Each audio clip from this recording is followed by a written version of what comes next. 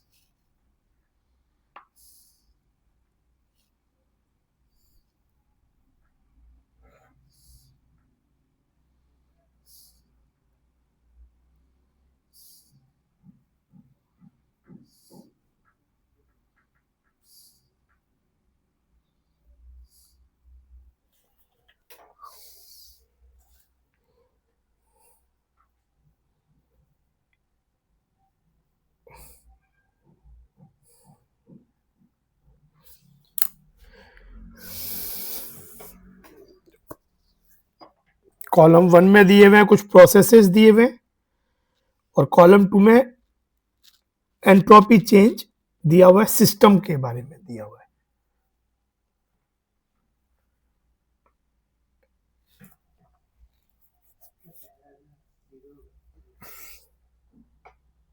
क्यों?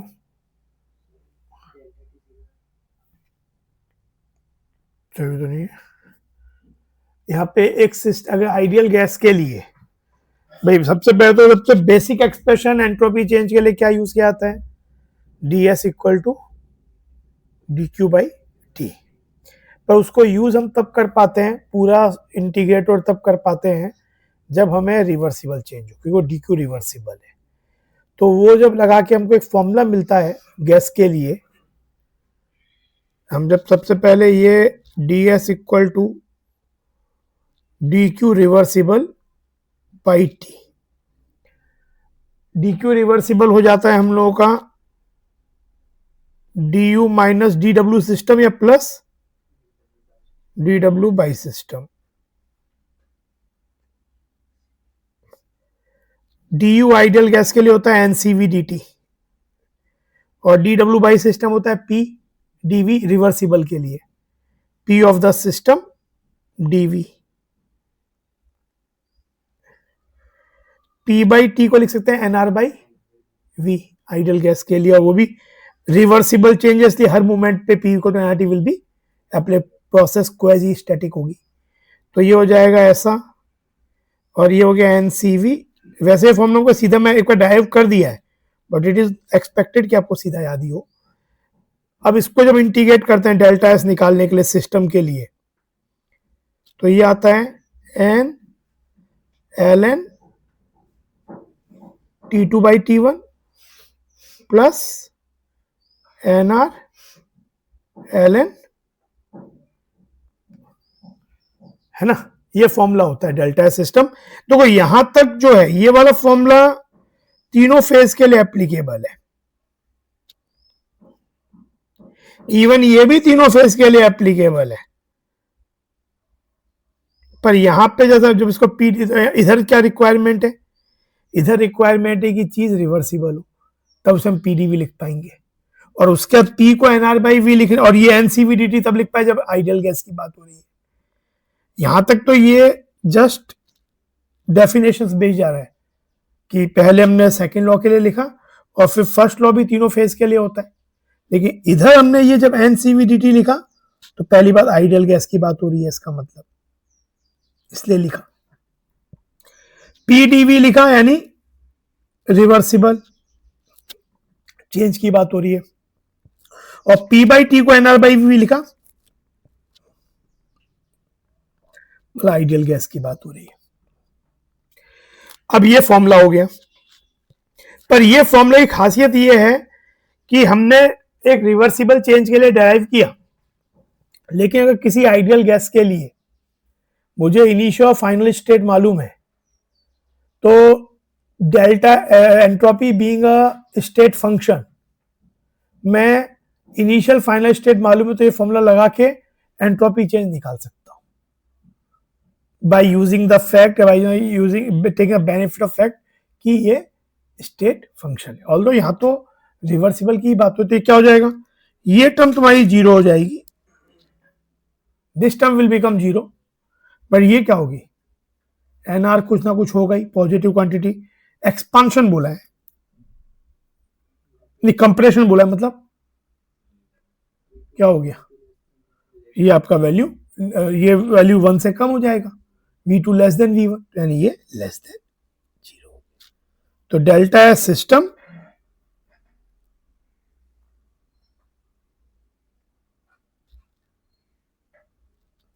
अरे कोई पूछे डेल्टा सराउंडिंग क्या होगा इस समय, क्योंकि ये चेंज रिवर्सिबल है तो delta S total will be 0। तो डेल्टा एस पूछा नहीं है, पर surrounding will B minus delta S system which will be greater than 0। ठीक है, ये चीज बात समझ में आई। ये बताओ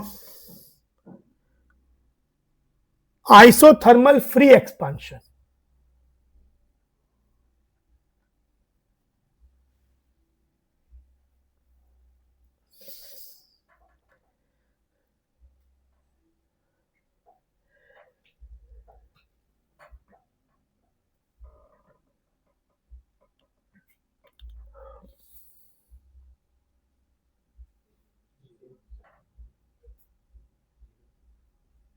क्यों, आइसोथर्मल फ्री एक्सपांशन है मतलब प्रोसेस इरिवर्सिबल तो है ना। पी एक्सटर्नल मतलब there is no attempt to make internal out external pressure all times same, तो प्रोसेस बहुत सडन होगी, इरिवर्सिबल है। लेकिन हम अच्छा आइसोथर्मल है मतलब टेम्परेचर जो पहले है वही बाद में रहेगा, वो अलग बात है कि हर मोमेंट पे, यहाँ पे हर मोमेंट पे भी टेम्परेचर सेम रहेगा, but we cannot use P equal to nRT for all movements because it's a irreversible change।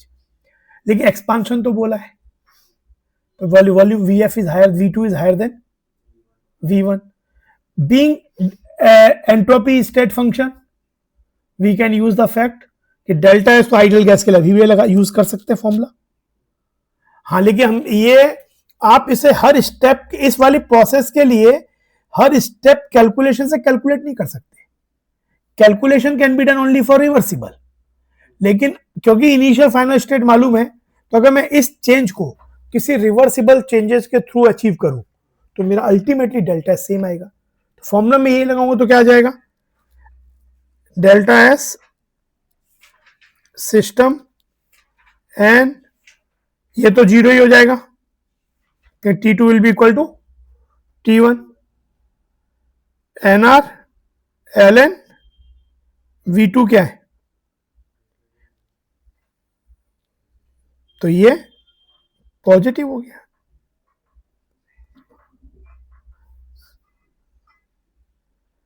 Delta S system greater than zero. यहां पे डेल्टा एस सराउंडिंग क्या होगा बता सकते हो?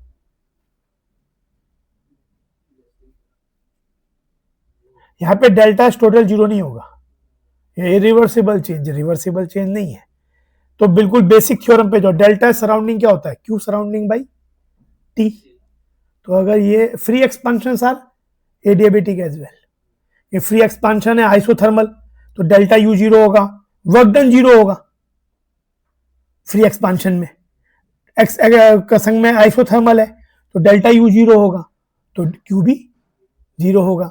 तो क्यू सिस्टम का जीरो तो क्यू सराउंडिंग का भी जीरो होगा। तो यानी डेल्टा एस सराउंडिंग क्या हो गया, क्यू सराउंडिंग बाई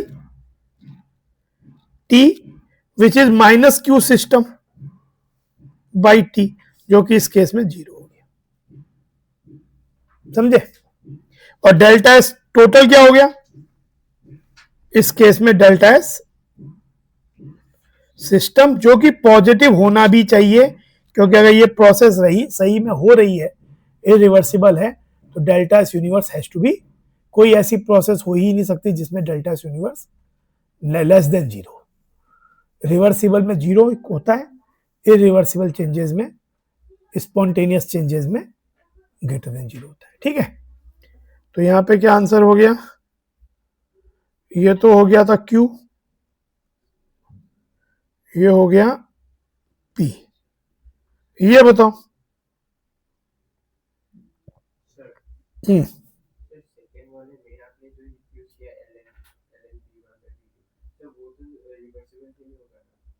नहीं, मैंने वही तो बता रहा हूं बार बार कि हमने ये जो एक्सप्रेशन डेराइव किया,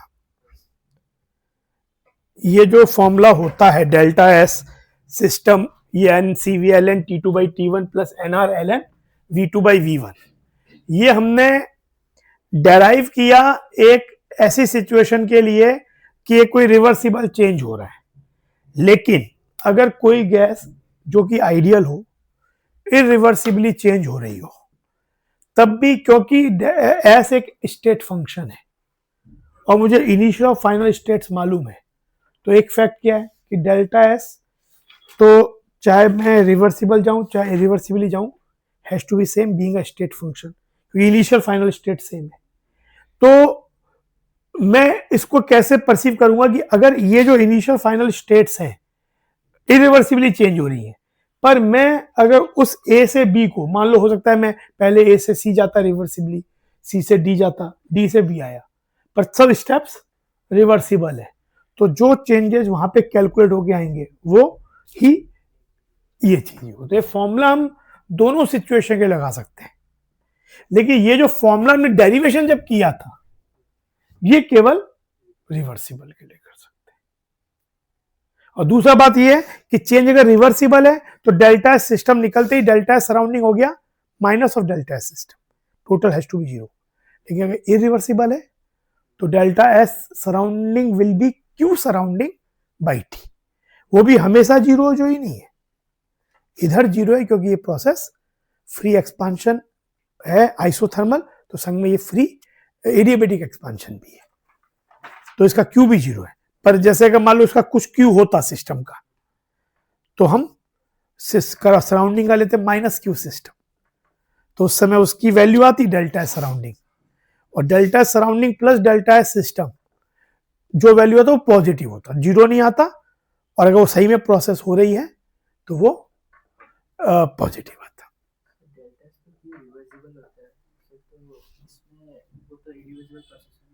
कौन सा, कहां पे? डेड सराउंडिंग की हम ये मान के चलते हैं कि सराउंडिंग की प्रोसेस स्लो ही होती है। अगर सिस्टम इरिवर्सिबली भी जा रहा है तो surrounding is so large entity कि वहां पे चेंजेस बहुत फास्ट नहीं है। जैसे temperature of the surrounding practically हम कांस्टेंट ही मान के चलते हैं और केवल क्यू रह जाता है फिर, और ये मान के चलते हैं कि वहां पे वो कांस्टेंट प्रेशर पे हो रही है और रिवर्सिबली हो रही है, इसीलिए Q surrounding always can be replaced by delta H of surrounding which can be written as minus delta H of system. ठीक है, अगला देखो, ये बताओ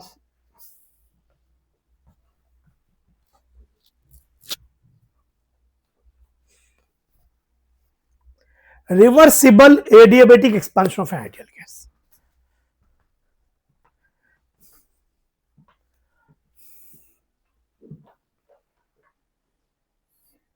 तो आराम से सोचो, कुछ ही हम 8-10 क्वेश्चंस करेंगे, लेकिन बहुत बेसिक टाइप के जो किए हुए ही हैं, लेकिन इसको अब जो 7-8-10 फॉर्मूले पढ़े हैं उनका प्रॉपर यूज सीखना है बस।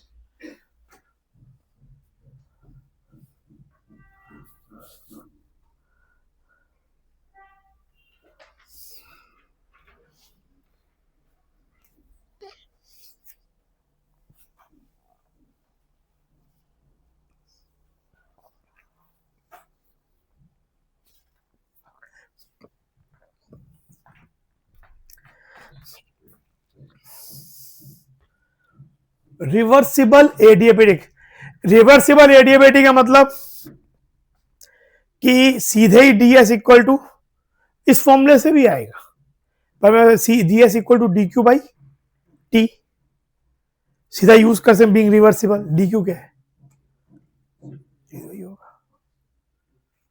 है ना, इसको तो यूज कर सकता सीधा क्योंकि रिवर्सिबल है और डी क्यू 0 है। अब आप बोलोगे लेकिन अगर ये वाले फॉर्मूले से करेंगे तो कैसे आएगा, तो भी देख लो। अच्छा, ये 0 हुआ तो डेल्टा एस सराउंडिंग क्या होना पड़ेगा, क्योंकि ये डेल्टा टोटल 0 होना पड़ेगा क्योंकि ये रिवर्सिबल है, तो डेल्टा एस सिस्टम 0 तो डेल्टा एस सराउंडिंग, तो ये सभी 0 हो गए इस केस में। अच्छा, अब ये वाला मान लो कि अचानक किसी ने इस वाले फॉर्मूले को यूज किया, N C V L N T two by T one plus N R, किसी ने बोला भी रिवर्सिबल की बात किया, तो पर ये फॉर्मूला तो हमने पढ़ा है कि आइडियल गैस के लिए रिवर्सिबल और इरिवर्सिबल दोनों चेंज के लिए एप्लीकेबल है, इनिशियल फाइनल मालूम है। तो अब यहाँ पे इस केस में कैसे ये जस्टिफाई करेंगे कि यहाँ 0 हो रहा है सिस्टम का। अच्छा, यहाँ पे अब ये ना तो आइसोथर्मल है ना आइसोकॉरिक है, दोनों ही चीज चेंज हो रही है, पर ये वाली इक्वेशन यहां यूज की जा सकती है, टीवी गामा -1 है ना, हमने पढ़ा है रिवर्सिबल एडियाबेटिक के लिए पीवी गामा या ये या पी टीपा गामा, ये सी सबका सेम नहीं है, अलग अलग है, पर इसका मतलब कि throughout the process T1 V1 gamma -1 equal to T2 V2 gamma -1 and so on. तो देखो, अगर मैं इस चीज को यूज करूं तो क्या हो जाएगा, T1 V1 gamma -1 equal to T2 V2 gamma -1। तो इसे मैं क्या लिख सकता हूं, T2 बाई T1 को N C V L N T2 by T1 हो जाएगा V1 by V2 power gamma -1, जिसको लिखा जा सकता है एन सी वी गामा -1 यहां आ गया है ना, एल एन और माइनस कर दें तो V2 बाई V1 हो जाएगा, और ये N R L N V2 by V1 है ही। CV की वैल्यू क्या पढ़ी हमने, R by gamma -1, CP minus CV क्या होता है। अच्छा, अभी एक क्वेश्चन को आंसर देता हूँ, CP माइनस ये होता है मोलर, जब ये CP माइनस CV हम आइडियल गैस के लिए या आइडियल गैस मिक्सचर के लिए यूज करते हैं तो होता है molar heat capacity at constant pressure of the gas या gas mixture whatever ideal minus CV equal to R, पर ये पर मोल है। कभी कभार क्या होता है आपको, जैसे उसको यूजुअली स्पेसिफिक हीट बोलते हैं, कैलोरी पर ग्राम में डिफाइन कर दिया, जूल पर ग्राम में दे दिया। तो अगर सपोज एक वैल्यू से मैं सी डैश रिप्रेजेंट कर रहा हूं या एस से रिप्रेजेंट कर रहा हूं, तो अगर एस पर ग्राम है तो सीपी क्या हो जाएगा, molar mass of gas into S will be, जैसे SP is the specific heat at constant pressure calorie पर ग्राम पर केल्विन में। तो इनमें क्या रिलेशन होगा, अगर ये पर ग्राम है तो पर मोल के लिए क्या करना पड़ेगा, मोलर मास से मल्टीप्लाई करना पड़ेगा ऑफ द गैस, या मिक्सचर तो मिक्सचर का, माइनस इक्वल टू, तो S P minus S V क्या हो गया, आर बाई, समझ में। ये क्वेश्चन इस तरह क्वेश्चन एक बार जेई मेन में आया हुआ भी है। ये हो गए पर ग्राम में, ये है पर मोल, एक ही रिलेशन है। कैलोरी में दिया है तो आर की वैल्यू 2 लेंगे, जूल सिस्टम में दिया है तो आर की वैल्यू 8.314 लेंगे। अच्छा, अभी जो मैं बता रहा था कि CP minus CV equal to R होता है, और सीपी बाई सीवी क्या होता है, गामा। तो CP can be written as gamma CV minus CV equal to R, तो सीवी क्या हो गया, आर बाई,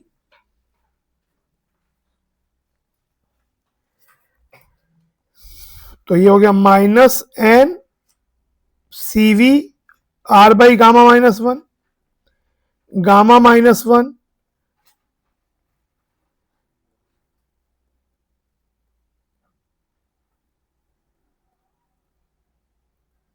तो ये देखो ये कैंसिल हो गया, माइनस माइनस प्लस 0 हो गया,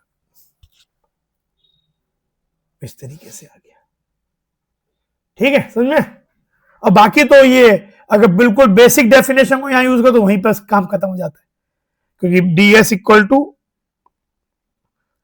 डी क्यू रिवर्सिबल कैलकुलेशन के लिए,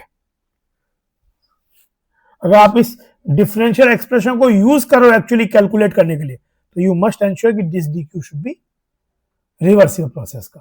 तो हम तो रिवर्सिबल एडियाबेटिक की बात ही कर रहे हैं, तो ये टर्म ही हमेशा क्या हो गई, 0/t।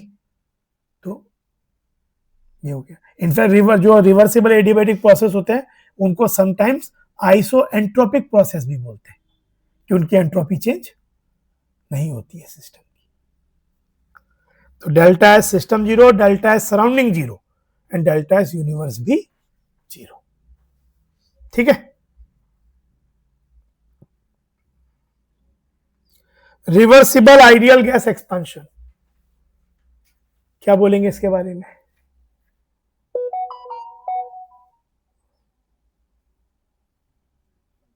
Information insufficient. वो रिवर्सिबल एडियाबेटिक है, रिवर्सिबल आइसोकोरिक है, उस पर डिपेंड करता है। ठीक है,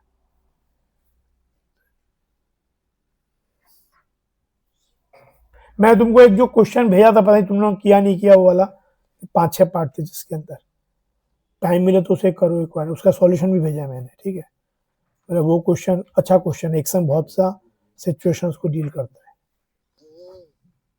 ठीक है, मे भी एग्जाम चल रहे हो तो नहीं टाइम मिला होगा, पर जैसे ही टाइम मिलते करना उससे, और फिर कोई डाउट हो तो पूछना। अगला क्वेश्चन, ठीक है, ये वाला समझ में आया।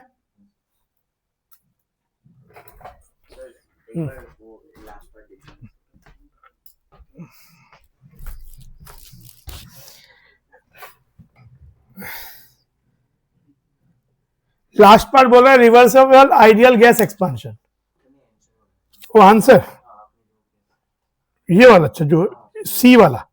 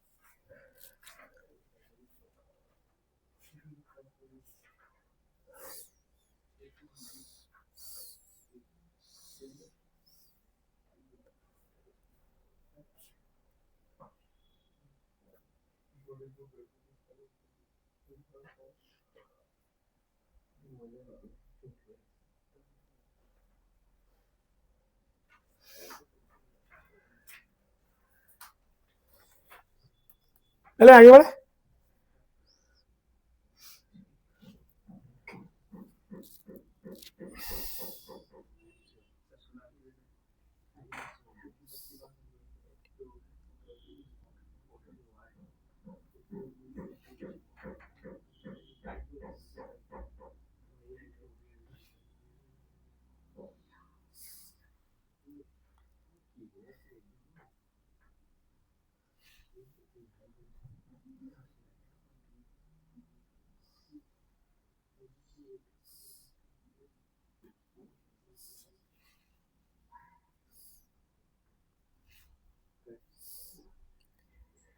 Reversible isothermal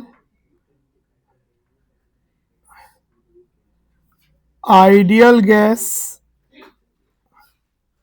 expansion.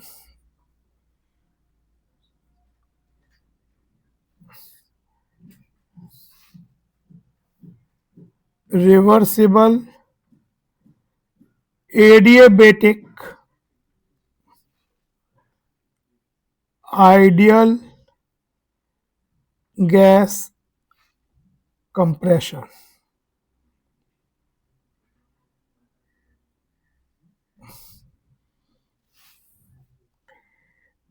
एडिएबेटिक free expansion. Question में से आगे ब्रैकेट में पी एक्सटर्नल 0 लिखा है, पर अगर ये नहीं भी लिखा हुआ है तो ये आपको मालूम, फ्री एक्सपांशन में क्या होता है, एक्सटर्नल प्रेशर 0 होता है। तो मतलब ये कोई इंफॉर्मेशन एक तरह से रिडंडेंट, मतलब एक्स्ट्रा ही दी है। ये लोग काफी दयावान है, नहीं भी दिया हो तो चलेगा, क्योंकि ये बात जब बोलते हैं तो इसका मतलब यही होता है, ठीक है ना।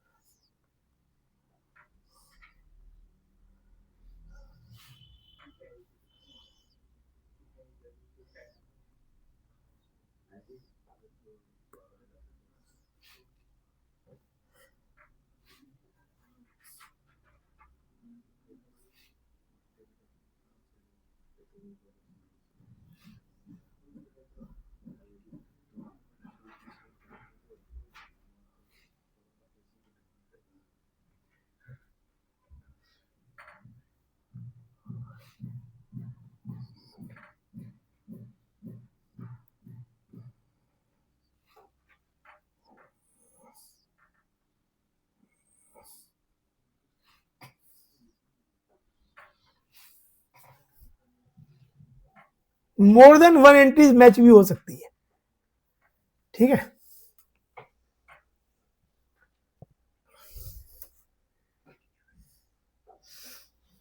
तो बिल्कुल जैसा भी प्रॉब्लम किया वैसा ही है।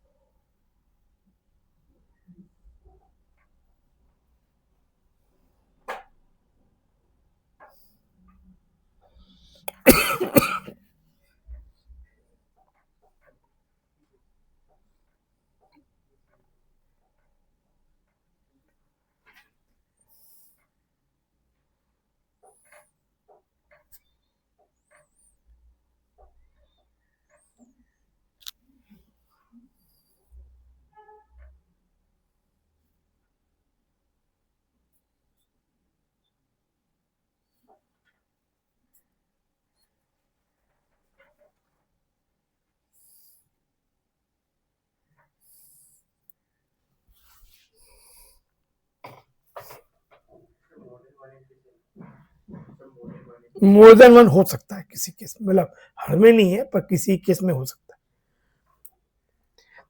सबसे पहले क्या बोला, reversible isothermal ideal gas expansion. तो हम लोग ये यूज कर सकते हैं, delta S system equal to N C V L N T two by T one, T two मतलब फाइनल टेम्परेचर, टी वन मतलब initial, N R L N V two by V one. Isothermal में V two by V one can also be written as P one by P two, ठीक है ना। चीज यहाँ जरूरत नहीं है पर ध्यान रखो, यहाँ पे ये टर्म क्या हो जाएगी, जीरो, पर ये टर्म मतलब एग्जैक्टली वैल्यू नहीं निकाल सकते पर साइन बता सकते हैं इसका, ग्रेटर देन जीरो, क्योंकि वी टू ग्रेटर देन। तो डेल्टा सिस्टम जो भी आएगा, डेल्टा सराउंडिंग क्या होगा इस केस में, पहली बात माइनस ऑफ, ये रिलेशन यूज कर सकते हैं ना, सिस्टम और सराउंडिंग में अपोजिट का रिलेशन, क्योंकि डेल्टा एस टोटल या यूनिवर्स, जीरो होना पड़ेगा बीइंग रिवर्सिबल। तो यानी अगर ये ग्रेटर देन जीरो तो ये वैल्यू हो जाएगी, डेल्टा एस सराउंडिंग हो जाएगा less than zero, which is also equal to minus N R L N V two by V one. तो पहले का आंसर तो क्यू हो गया। डेल्टा एस सिस्टम यहां पॉजिटिव है तो ये आंसर नहीं होगा, एस तो आंसर नहीं होगा। ये बताओ,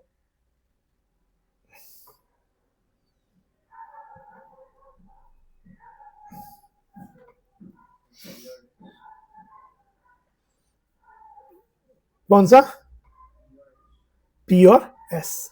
रिवर्सिबल एडियाबेटिक चेंज में डेल्टा एस सिस्टम पहले जीरो, सीधे ही D Q reversible by T से, और दो क्योंकि रिवर्सिबल है इसलिए डेल्टा एस टोटल जीरो है, इसलिए डेल्टा एस सराउंडिंग भी जीरो होगा। या क्यू सिस्टम जीरो है तो क्यू सराउंडिंग भी जीरो होगा, माइनस ऑफ क्यू सिस्टम तो भी बोल सकते भाई आप सब चीज जीरो है। तो पी और एस। ये बताओ,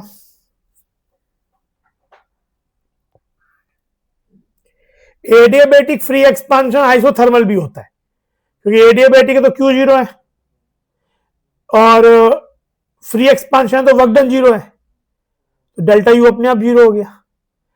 जनरली कभी बोल देते हैं एडियाबेटिक फ्री एक्सपांशन, कभी बोल देते हैं एडियाबेटिक या आइसोथर्मल फ्री एक्सपांशन, पर ultimately isothermal free expansion adiabatic free expansion एक संगी होते हैं, मतलब वहां पे डेल्टा टी भी जीरो है और क्यू भी जीरो है, क्योंकि अगर आप वहां से स्टार्ट करो, फ्री एक्सपांशन होते ही वर्क डन जीरो हो गया, एडियाबेटिक है तो क्यू जीरो हो गया and by first law delta U zero हो गया, और अगर आइसोथर्मल फ्री एक्सपांशन है तो वर्क डन जीरो हुआ, डेल्टा यू जीरो हुआ, तो तीसरा Q term by first law zero हो गया, तो दोनों संग संगी होते हैं। तो यहां पे क्या हो गया, इसमें ये रिवर्सिबल चेंज है, तो इसका जो डेल्टा है इसमें फॉर्मूला ये लगा सकते हैं, तो ये टर्म तो जीरो होगी क्योंकि टेम्परेचर भी सेम रहेगा, लेकिन ये टर्म तो पॉजिटिव होगी, ये टर्म पॉजिटिव होगी, तो डेल्टा सिस्टम तो पॉजिटिव हो गया सेकंड केस के लिए, पर डेल्टा सराउंडिंग यहां क्या यूज करेंगे, Q surrounding by T which is minus Q system, और क्यू सिस्टम क्या है, जीरो, रिवर्सिबल एडियाबेटिक है तो ये जीरो, तो इसमें delta surrounding zero, delta system positive, delta universe भी पॉजिटिव।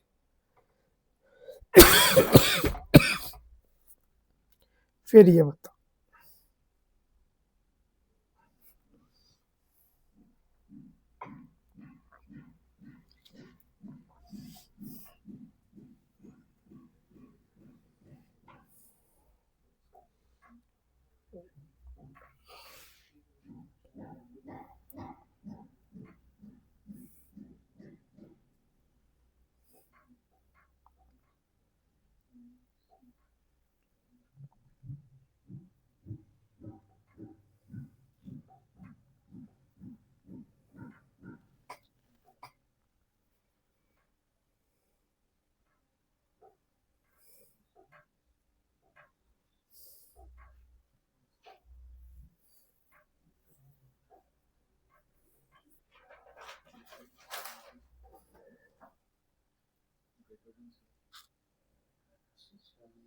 irreversible isothermal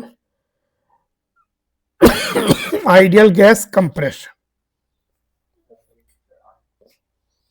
तो इसमें एक मिनट, पहले हमारा हो जाएगा डेल्टा सिस्टम, तो क्या हो जाएगा,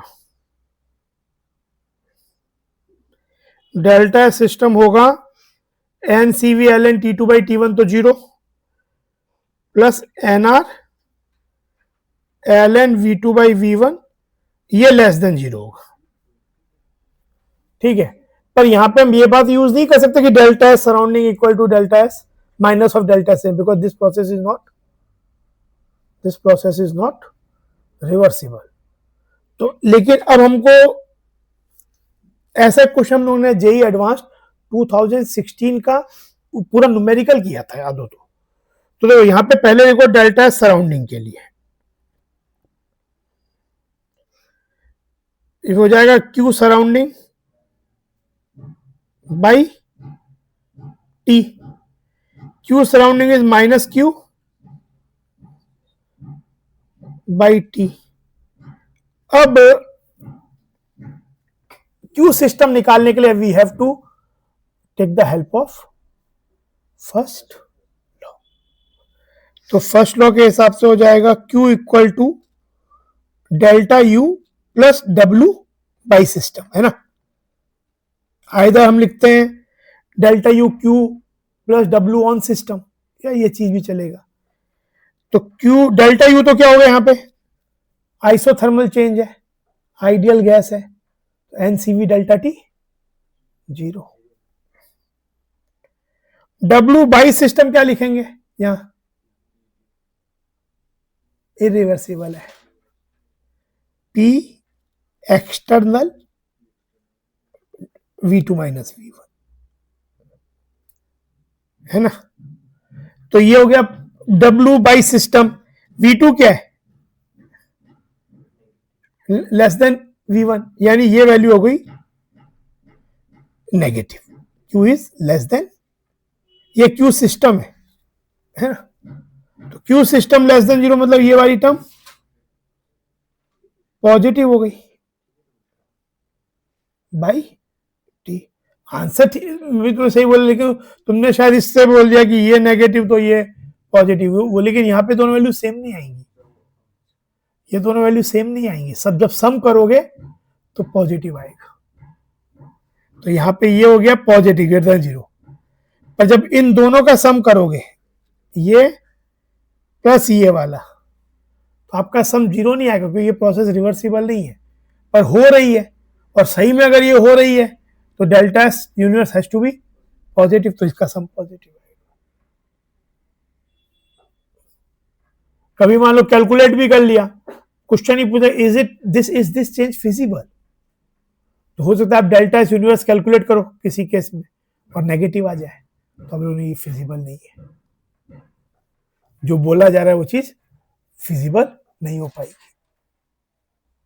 समझे।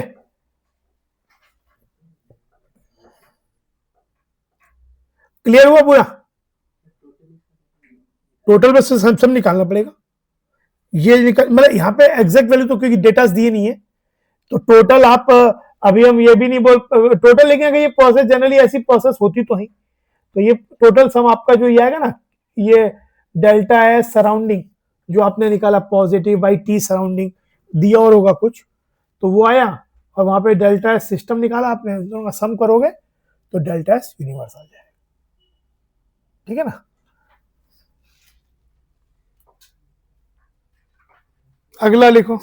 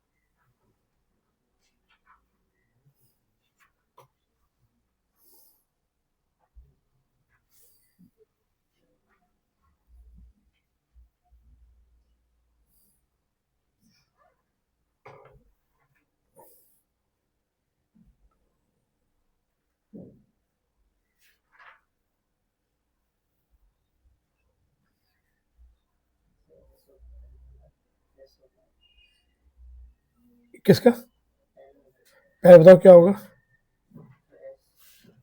पहले वाले का मोर देन वन हो सकता है। अगर डेल्टा जी सिस्टम जीरो होता है मतलब क्या होता है? Greater than zero non spontaneous, less than zero spontaneous, equal to zero equilibrium. Process is in equilibrium और संग में, क्योंकि इसका डेल्टा, ये कब सही होगा? जब delta G less than zero, क्योंकि जो यूजफुल वर्क होता है वो माइनस डेल्टा जी होता है। Useful work is minus delta G. तो जिन प्रोसेस का डेल्टा जी नेगेटिव होता है उसमें यूजफुल वर्क या माइनस माइनस प्लस हो जाता है। तो यहां तो डेल्टा जी जीरो है तो इसमें यूजफुल वर्क नहीं हो पाएगा, या कहीं delta G greater than zero तब भी यूजफुल वर्क नहीं हो पाएगा। यूजफुल वर्क होने के लिए minus delta G should be negative. तो यानी ये तो हो जाएगा। अगला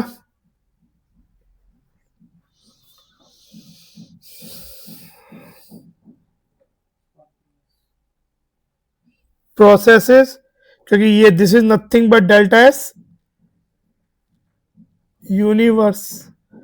तो delta S universe greater than zero है तो प्रोसेस आपका जो है स्पॉन्टेनियस हो गया। बात सही है।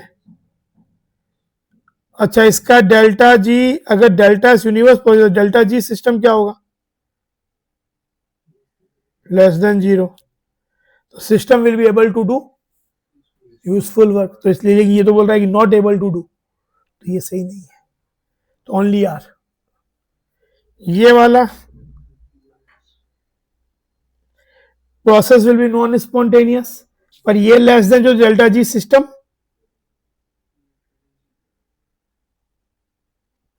तो ये वाली बात हो गई। तो इसमें आंसर हो जाएगा क्यू एंड एस। और ये तो सीधा ही बोल रहा है delta G system greater than zero, मतलब एस संग में क्यू भी होगा नॉन स्पॉन्टेनियस। QSC हो जाएगा, मतलब ये और ये एक ही बात है, सी और डी एक तरह से एक ही स्टेटमेंट है ना, सी और डी एक ही स्टेटमेंट है, बस समझ में।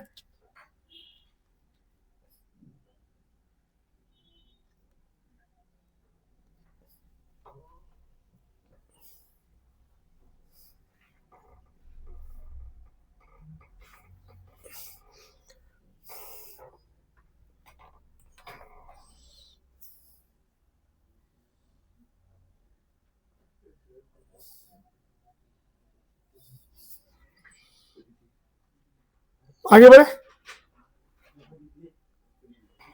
अगला क्वेश्चन देखो।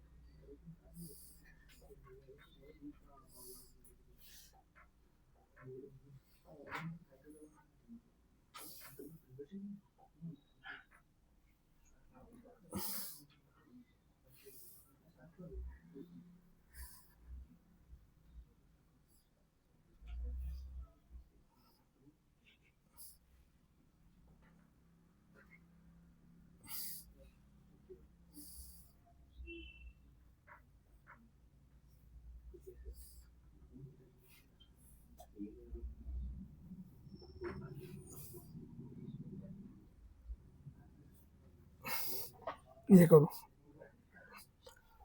इस वाले को।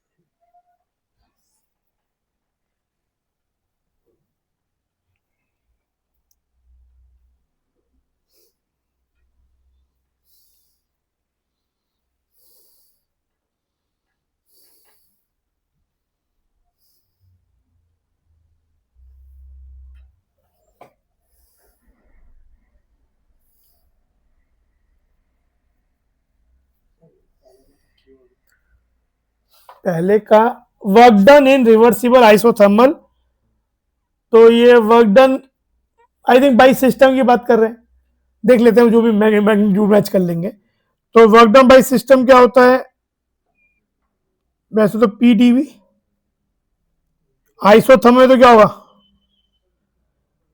एनआरटी बाई वी, एनआर बाहर आ गया, एनआरटी बाहर आ गया, एलएन।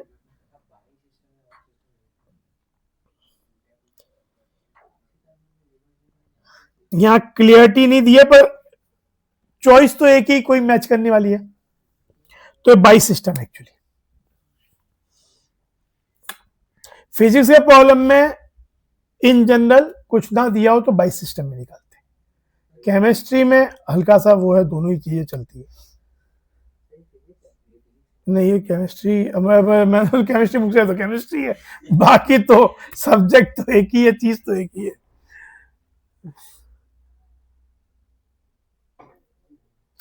जनरली क्वेश्चन से पता चल जाता है, या कि जैसे इसमें एक चॉइस ही है, कहीं कहीं ट्रिकी हो सकता है कि दोनों दे दिए, इंफॉर्मेशन भी नहीं है।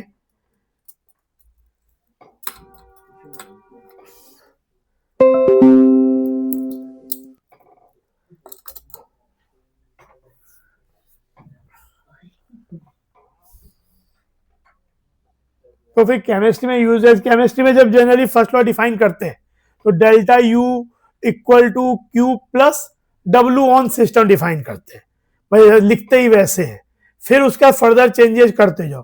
पर फिजिक्स में जब फर्स्ट लॉ डिफाइन करते हैं तो Q equal to delta U plus W by system, है कोई फर्क नहीं इसमें, चीज एक ही है।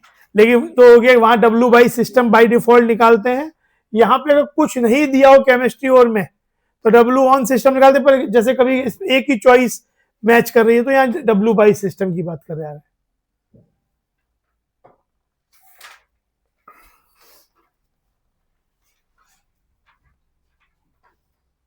अगला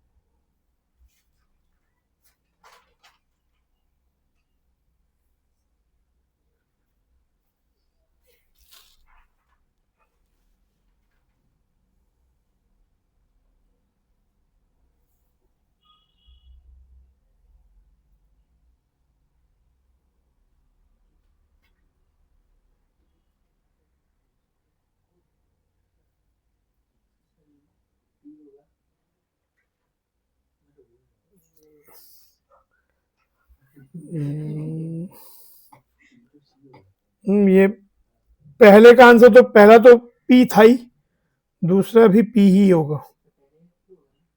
और पहले का तो एनआरटी, हाँ एनआरटी एलएन, और ये वर्क डन, फिर तो वर्क डन ऑन सिस्टम ही हो गया। एनआरटी एलएन, ये हो जाएगा क्या, ये वर्क डन बाई से तो माइनस ही हो जाएगा, इसे लिखते हैं NRT LN P one by P two, और माइनस लिख सकते हैं।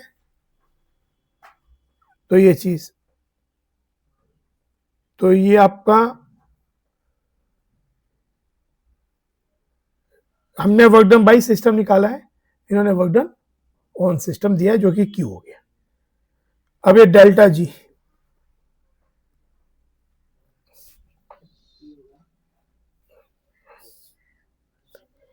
Delta G for reversible isothermal expansion, delta S universe 0 है।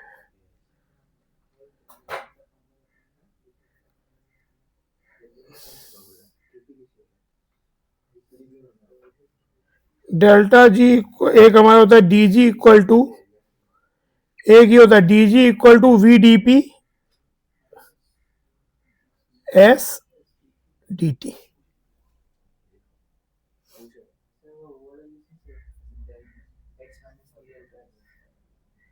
Delta H minus T delta, उससे भी आएगा टेम्परेचर आएगा। ये देखो ये क्या हो जाएगा, डेल्टा जी, ये तो 0 हो गया, ये हो जाएगा V को लिख सकते हैं nRT बाई P, रिवर्सिबल है तो इंटीग्रेट करना होगा PI से, तो nRT ln P2 by P1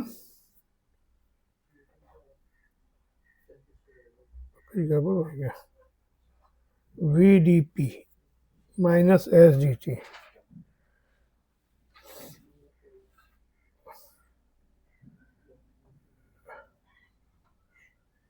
और ये दोनों का आंसर ही है तो ठीक है, इसका आंसर क्या होगा?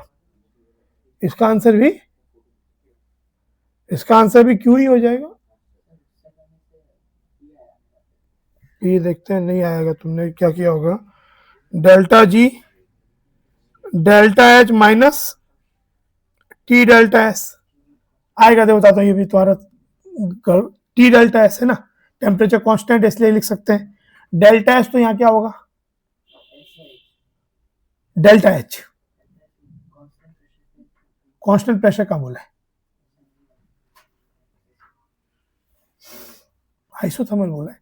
तो डेल्टा H का एक चीज होता है, डेल्टा H के डेल्टा U भाई, H इक्वल टू होता है U प्लस PV, तो H1 U1 P1 V1, H2 तो डेल्टा H हो जाएगा delta U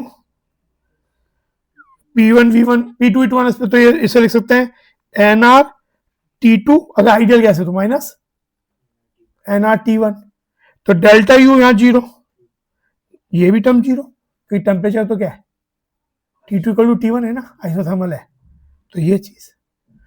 in fact ideal gas के लिए delta H can always be written as NCP delta T।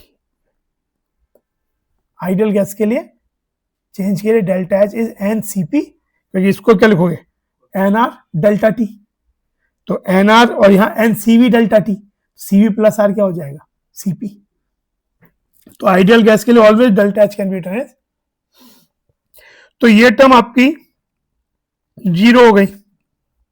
Delta S क्या होगा सिस्टम का, NCV ln T2 by T1 NR ln V2 by V1, तो जाएगा माइनस T NR ln, जो कि लिख सकते हैं आइसोथर्मल है, तो V2 बाई V1 क्या लिख सकते हैं, तो या इसको पहले लिख सकते हैं NR ln V1 by V2 which is P2 by, समझे, ये आ गया NRT ln P2 by P1।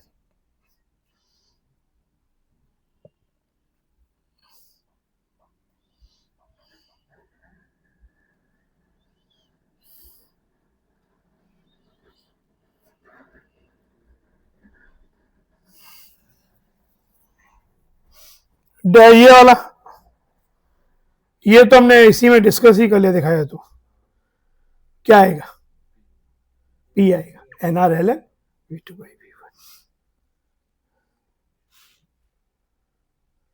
V1। और भी कुछ हो सकता है क्या, ये भी एक ही बात है, आइसोथर्मल के NR V2 by V1 ln V2 by same है NR ln P1 बाई P1 V1 equal to P2 V2 होता है आइडियल गैस के आइसोथर्मल में, P और R हो गया है।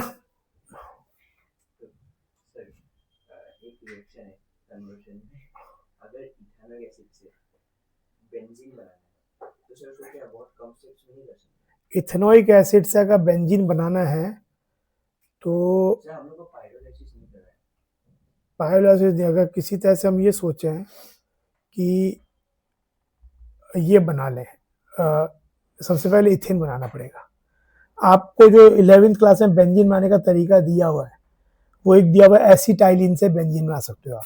एसिटाइलिन को रेड हॉट आयरन ट्यूब से पास करने पे ट्राइमराइज होके बेंजीन बन जाता है। इनफैक्ट एलिफेटिक से एरोमेटिक जाने का एक बहुत ही important few of the reaction ही है। तो हमें हमारा एम है क्या बनाना कि हम किसी तरह से एसिटाइलिन बना लें। अब एसिटिक एसिड आपके पास है, एक तो तरीका है कि एसिटिक एसिड को अगर आप वो करोगे, रिडक्शन करोगे LAH से, लिथियम एल्यूमिनियम हाइड्राइड एक चीज होता है, तो वो बन जाता है अल्कोहल CH3CH2OH। उसके बाद उसे आप PCl5 से रिएक्ट कर दो तो बन जाएगा या पहले डिहाइड्रेशन कर दो एसिड कैटालाइज तो बन जाएगा ethene CH2 double bond CH2। भाई आपके पास अगर देखो ये बताता हूँ, आपके पास एक ही है, मैं दो बात बताता हूँ। ये था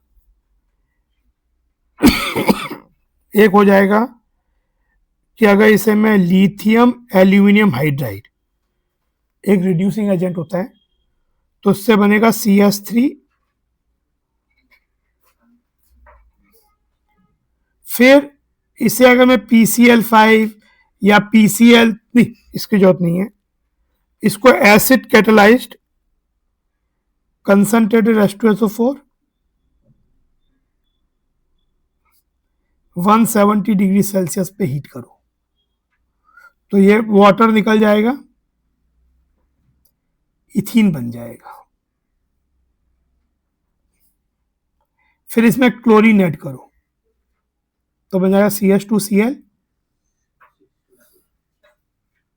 एल्कोहलिक KOH एलिमिनेशन, तो पहले बनेगा CH2 डबल बॉन्ड CHCl। लेकिन जो एक बार ये विनाइल क्लोराइड में एल्कोहलिक KOH इससे तो निकाल देता है HCl, डिहाइड्रोहेलोजिनेशन,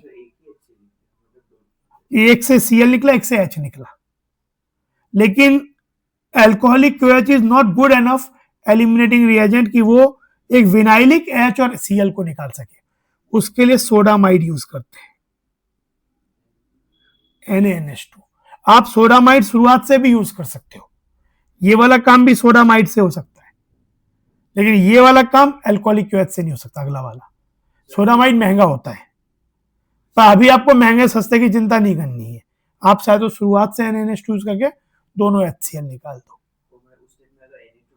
NaNH2 को दो इक्विवेलेंट यूज करके सीधा यूज कर सकते हो, पर यहां पे NaNH2 भी हो सकता है, पर यहां पे अल्कोहलिक KOH नहीं चाहिए, तो CH ये बन गया और फिर रेड हॉट आयरन ट्यूब।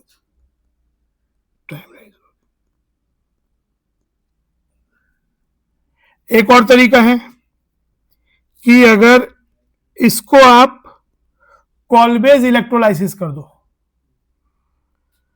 पहले से QH से रिएक्ट करो तो ये सॉल्ट बन जाएगा, और कॉलबेज इलेक्ट्रोलाइसिस कर दो तो आपने पढ़ा होगा कि इससे इथेन ये बन जाता है, इथेन बन जाएगा CH3CH3। फिर क्लोरीन से सनलाइट की प्रेजेंस में रिएक्ट कर दो CH3CH2Cl, फिर alcoholic KOH CH2 double bond, उसके बाद यही वाला पाथ, इसके बाद ये चीज। हाँ वो ब्रोमिनेशन, इधर ब्रोमिनेशन भी कर सकते हो, वो भी चलेगा, समझा।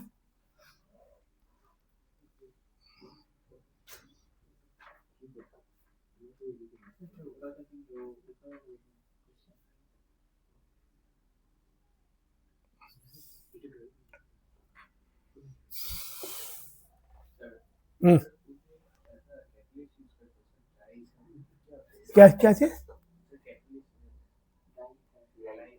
डाइथाइल ईथर, ट्राइथाइल, और ड्राई ईथर मतलब जिसमें पानी ना हो। एक्चुअली क्या होता है, ईथर एक अपने आप में बहुत इनर्ट ऑर्गेनिक सॉल्वेंट है। फर्स्ट ऑफ ऑल ड्राई का, ईथर खुद लिक्विड होता है, तो ड्राई का मतलब ये नहीं होता कि वो लिक्विड सॉलिड हो जाए। हम लोग जनरली पानी, उसमें वाटर नहीं होना चाहिए। Liquid state is a different thing and water is a different, water is a liquid state but every liquid is not water, समझे। तो ईथर लिक्विड है, तो आपको उसमें लिखी वाटर ड्राई ईथर, मतलब you don't need moisture in it, मतलब क्योंकि क्या होता है कि ये जब ये ईथर हम तब यूज करते हैं जब हमें बहुत इनर्ट कंडीशन, जैसे एक तो गिग्नार्ड रिएजेंट, गिग्नार्ड रिएजेंट RMgBr होता है, पर गिग्नार्ड रिएजेंट को अगर मॉइस्चर मिल जाए तो वो वाटर का H लेके RH बना देगा, क्योंकि R- is quite basic in nature.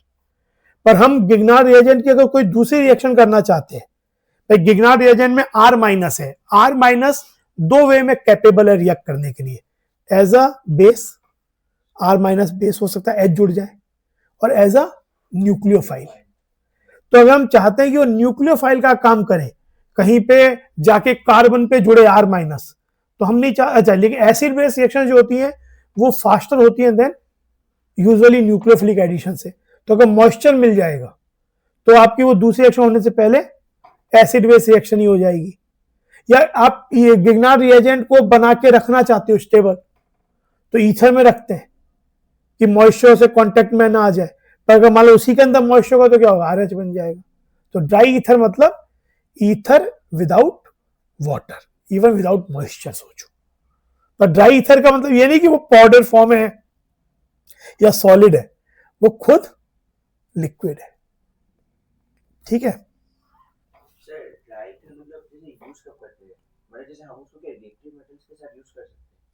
जैसे अगर गिग्नार्ड रिएजेंट बनाना है और उसको स्टेबल रखना है तो it has to be in the presence of dry ether.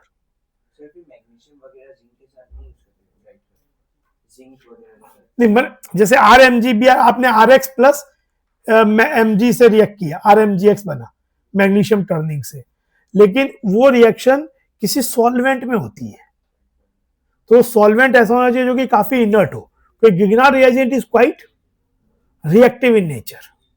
अगर उसको थोड़ा सा भी कोई भी ऐसा सब्सटेंस मिल जाए जिसके पास एल्केन से ज्यादा एसिडिक एच हो, एल्केन खुद इतने कम एसिडिक होते हैं, पर अगर वाटर के कंपैरिजन में उसका एसिडिक करके देखें, वाटर खुद भी कम एसिडिक है, पर वाटर का पीके है आपका 14, और इथेन और एल्केन का होता है करीबन 37, तो यानी काफी कम एसिडिक है। तो अगर आपके पास कोई भी कंपाउंड, जैसे एल्कोहल है, एल्कोहल का ROH, H is not very acidic but more acidic then hydrocarbon, तो ROH जैसे ही होगा गिग्नार्ड रिएजेंट आएगा तो क्या रिएक्शन हो जाएगी, गिग्नार्ड का जो R है वो ROH का H ले लेगा और एल्केन बना देगा, तो एसिड बेस रिएक्शन हो जाएगी।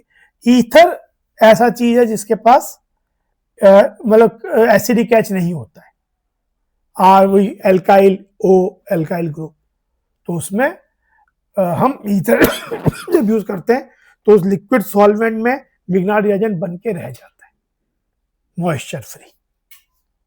ठीक है ना।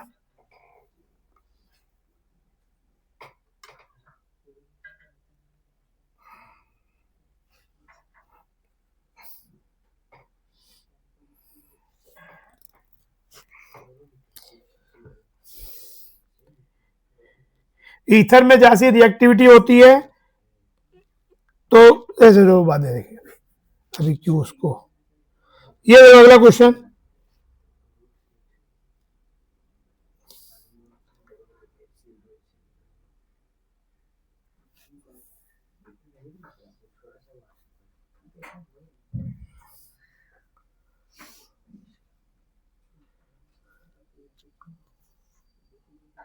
वुर्ज रिएक्शन में क्या होता है, डबल हो जाता है। वुर्ज रिएक्शन में जो RX ये हम लिखते हैं प्लस Na, यहां भी ईथर लेते हैं क्योंकि ये भी R- और ये R प्लस X माइनस है, पर जो RNA बनना है यहां पे जो है देखो, तो पहले तो ये बन जाता है RR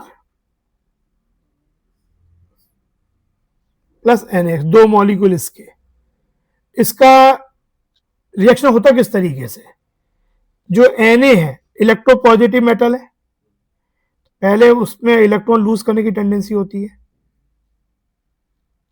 ऐसा देगा, मान लो 2 Na प्लस 2 इलेक्ट्रॉन, फिर इस RX को ये दो इलेक्ट्रॉन अटैक करते हैं, X माइनस निकलता है और ये इलेक्ट्रॉन आके इस पे, इनफैक्ट अब कुछ मैकेनिज्म होता है कि फ्री रेडिकल बनता है, तो फ्री रेडिकल वाला ही फॉलो करते हैं। तो ये इलेक्ट्रॉन आया RX है, तो ये निकला इधर जो, तो क्या बनेगा X माइनस, पहले तो R प्लस बन गया, इलेक्ट्रॉन जुड़ के R फ्री रेडिकल बन गया।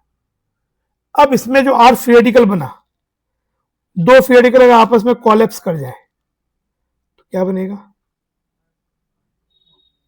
RR। इसको बोलते हैं कपलिंग, जो कि main react, dimerisation,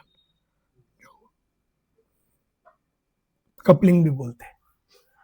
major product यही होता है, लेकिन इसमें साइड प्रोडक्ट्स भी बहुत से बनते हैं, इसलिए वो रिएक्शन कोई बहुत अच्छा तरीका नहीं है, क्योंकि इसमें काफी डिफरेंट बाई प्रोडक्ट बन जाए। जैसे एक क्या होगा, जैसे मान लो CH3CH2 मेरे पास है, मेन तो बना ब्यूटेन, लेकिन अगर मान लो जो दूसरा ये स्पीसीज है ये कपलिंग ना होके ये H ले ले, H फ्री रेडिकल, तो क्या बनेगा CH3 और ये दो फ्री रेडिकल आपस में डबल बना देंगे,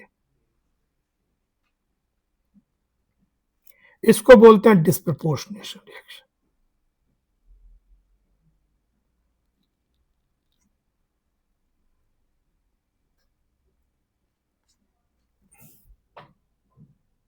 ये चीज, तो ये बाई प्रोडक्ट है। कोई पूछ सकता है कि जब हम लोग ये मिथाइल क्लोराइड को वुर्ज करते हैं तो मेन प्रोडक्ट तो ब्यूटेन बना, इथेन बना, पर स्लाइटली ये भी बनता है, या इथेन को जब methyl chloride, methyl free radical से, तो इससे तो ये बनेगा, पर जब हम इथाइल क्लोराइड करते हैं तो ब्यूटेन बनता है, प्रसंग में जैसा इथेन भी बनता है और इथीन भी बनता है। Explain that. हाँ जी, बना ना, हमने लिया तो क्या था कंपाउंड, ये कंपाउंड कब बनेगा जब हमने लिया ये चीज CH3CH2Cl Na, तो मेन मेजर बना ब्यूटेन, पर ये भी बना इस तरीके से। इनफैक्ट यही मैकेनिज्म जो अभी कॉल्वेज इलेक्ट्रोलाइसिस है, जिसमें हम ये CH3COOK का इलेक्ट्रोलाइसिस करते हैं, तो इसमें क्या होता है कि जो CH3COO माइनस है, ये एनोड पे पहले इलेक्ट्रॉन लूज करता है और ये फ्री रेडिकल बन जाता है, फिर ये टूट जाता है CH3 फ्री रेडिकल में और CO2 में,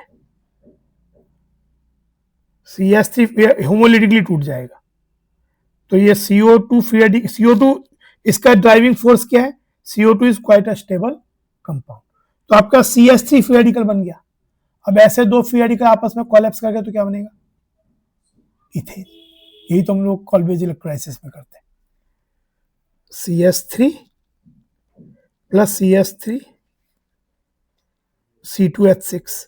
अच्छा, इसमें एक साइड पर एस्टर भी बनता है, कैसे, ये वाला और CH3 कोलैप्स कर जाए तो क्या बनेगा, तो थोड़ा सा एस्टर भी बन जाता है साइड प्रोडक्ट। तो कभी का पूछ जाता है कि जहां सा एस्टर भी बना एनोड पे, how will you explain the formation ester, coupling of this free radical and this free radical. भाई ऐसा, ये एक मॉलिक्यूल टूटा, ऐसे तो बहुत से मॉलिक्यूल होंगे, तो कुछ मान लो टूट के ये बन गए, पर कुछ अभी बन ही रहे, तो आपस में कपल कर गए, तो एस्टर बन गया। तो इस तरीके से, कौन सा, ये मिथॉक्सिजन नहीं है, ये मिथाइल एसीटेट है या मिथाइल इथानोएट है, एस्टर है ये O8। ठीक है, तो ये चीज, चलो अगले।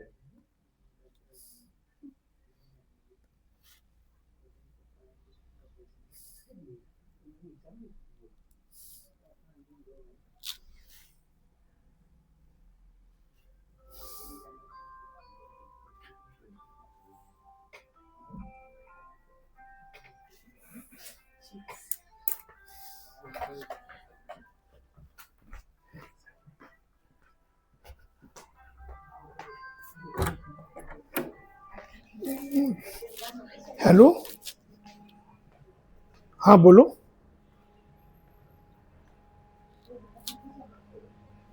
अच्छा हाँ बोलिए।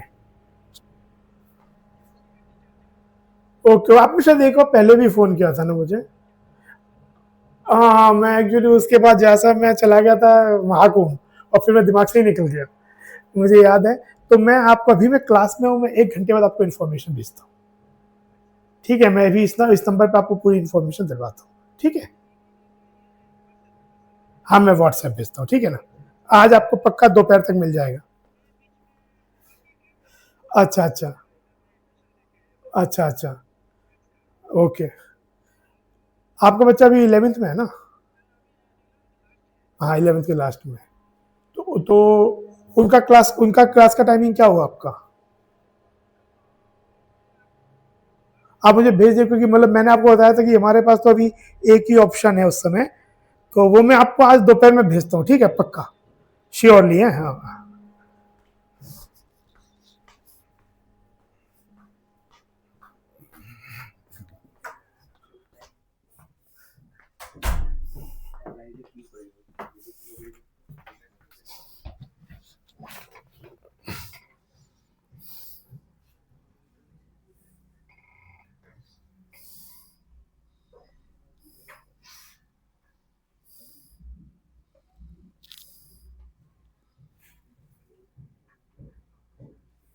क्या करूँ?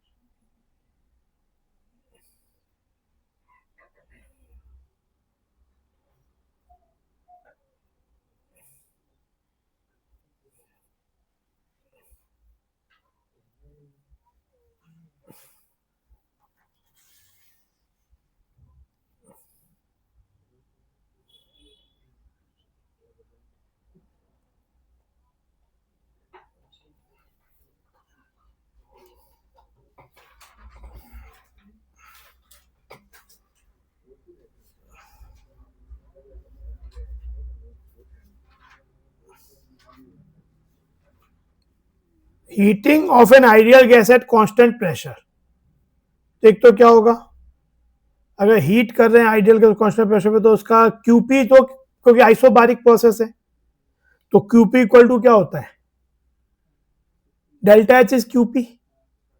तो ये delta H is nothing but QP which is N C P delta T which is non zero, तो क्योंकि delta T is non zero, तो एक तो इसका आंसर पी होगा। डेल्टा यू डेफिनेटली जीरो नहीं होगा क्योंकि एनसीवी डेल्टा टी होता है आइडियल गैस के लिए, तो आइडियल गैस के लिए एनसीवी डेल्टा जो डेल्टा टी तो यहाँ जीरो नहीं है, हीटिंग हो रही है, तो ये डेफिनेटली सही नहीं है, क्यू इसके लिए सही नहीं है। अब डेल्टा जी कैसे कैलकुलेट, डेल्टा जी देखो डी जी इक्वल टू होता है V D P minus S D T, reversible है पर यहां पे कांस्टेंट प्रेशर भी है तो ये वाली बात भी जीरो हो गई, तो अब हो गया D G equal to minus S D T, पर एंट्रोपी चेंज तो हमें मालूम नहीं है, ये भी नहीं दिया कांस्टेंट है, तो यहां पे वैसे अगर निकालना हो इसे तो कैसे करेंगे, ds इक्वल टू क्या होता है,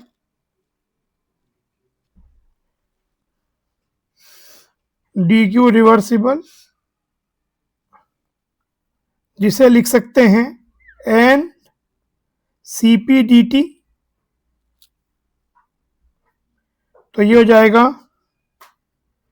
एन सी पी, मतलब अगर टी आई कोई टेम्परेचर इनिशियल से टी पे जाए, किसी टेम्परेचर टी पे जहां पे गैस है, तो ये हो जाएगा S at T minus at S T I N C P L N T by T I, तो एस टी क्या हो गया, फंक्शन ऑफ टेम्परेचर कैसा हो गया, एस टी आई प्लस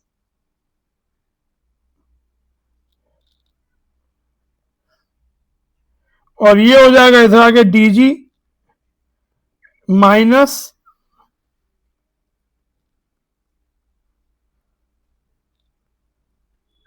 तो ये तो बहुत ही डिफरेंट टाइप का डी टी, जी इनिशियल से G final at temperature T suppose निकालना है, तो ये तो माइनस एस टी आई कुछ कांस्टेंट वैल्यू होगी, T F minus T I हो गया, माइनस एन सी पी, अब एल एन, यहां पे L N T minus L N T I D T, तो N C P L N T I तो constant होगा तो फिर टी एफ माइनस टी आ जाएगा, पर ये जो होगा N C P L N T D T log X का ये इंटीग्रेशन जो होता है L N x D X, ये अभी आगे पढ़ोगे आप, इंटीग्रेशन बाई पार्ट्स करना पड़ता है इस चीज के लिए, जैसे प्रोडक्ट में जब डिफ्रेंशिएशन करते हैं तो जैसे आपके पास दो फंक्शन अगर u इंटू वी, इसको इंटीग्रेट करना है, मान लो डिफ्रेंशिएशन में तो क्या होता है u dv by D X plus V D U by D x, है ना, integration is not that easy कि u V D X plus V U D X, उसके लिए लेकिन फिर भी बाई पार्ट्स एक फॉर्मूला होता है जो अभी आप 12th में पढ़ोगे,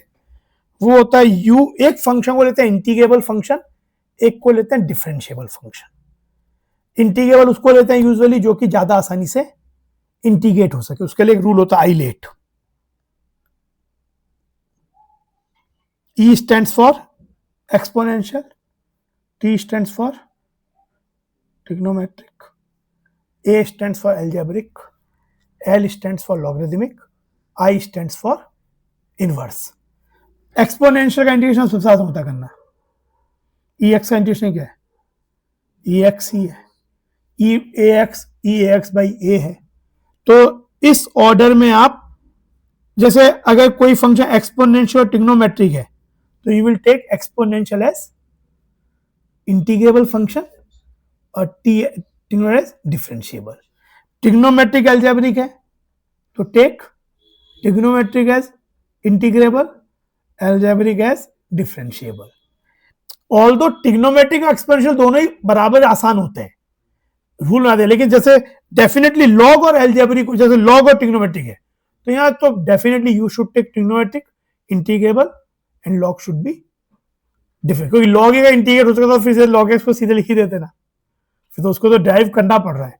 जैसे इसका फॉर्मूला था U V D x minus D U by D X V D X इस पूरे का डी एक्स। ऐसे नहीं कटता, ऐसे तो फिर होने लगा तो फिर बात ही खत्म हो जाएगी। ये ऑपरेटर है ना, तो पहले ये ऑपरेट होगा, ये होगा उसका, फिर तो देखो जैसे ये है मेरे पास l N x D x है, कोई पूछा इसका इंटीग्रेशन क्या होगा, तो इसमें इंटीग्रेबल फंक्शन क्या लेंगे भाई, एक आगे इसमें वन है, प्रोडक्ट में लिखोगे तो क्या करना पड़ेगा, वन लिखोगे, तो इसमें प्रोडक्ट में वन और वन, वन को क्या आंसर, वन इनमें से किस कैटेगरी में आएगा, अगर मैं एक फंक्शन वन है और एक एल एन एक्स है, तो एल एन एक्स तो लॉग की कैटेगरी में आ गया, वन किस कैटेगरी में है, एल्जेब्रिक, एल्जेब्रिक एक्स पर जीरो, वन के एक्स पर जीरो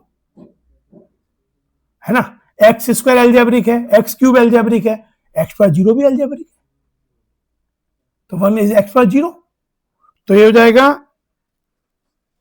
इसको लेंगे हम इंटीग्रेबल, तो एल एन एक्स वन का integration,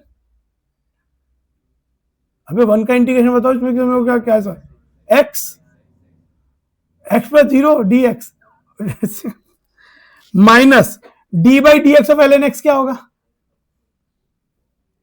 D by D x of L N x one by x, फिर v D x one d x क्या हो गया, एक्स इस पूरे का कितना हो गया, क्या इंटीग्रेशन हो गया इसका, डी एक्स का इंटीग्रेशन एक्स, तो बस ये जो है this is the integration of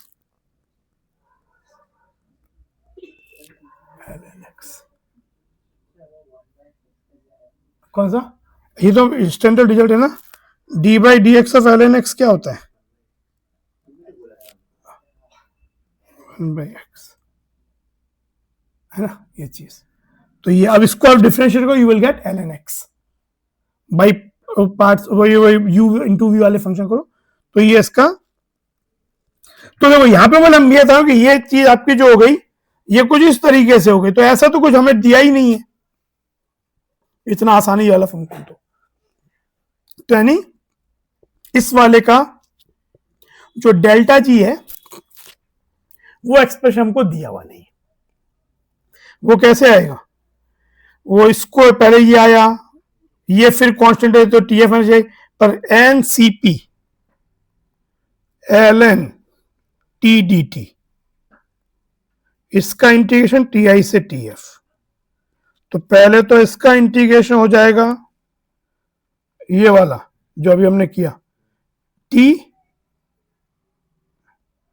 L N T minus one और लिमिट पुट करेंगे टी आई से टी एफ, ठीक है, तो ये तो ऐसा तो कोई टर्म दिया हुआ नहीं है, तो इसमें केवल आंसर पी ही है।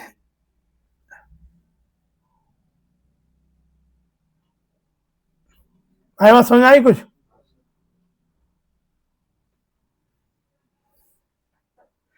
यहां पे मैं delta H minus T delta S नहीं लगा सकता क्योंकि आइसोथर्मल नहीं है, तो मुझे उस पर ही जाना पड़ेगा, D G equal to V D P minus S D T वाले पे। ये बताओ अगला,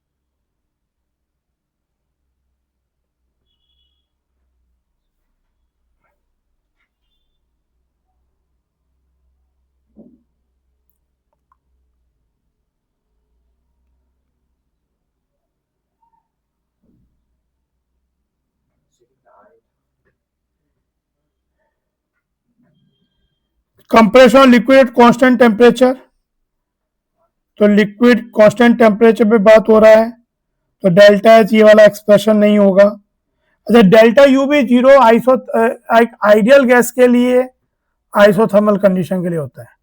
लिक्विड कंप्रेस हो गए तो उसके लिए वो वाला फॉर्मूला नहीं है।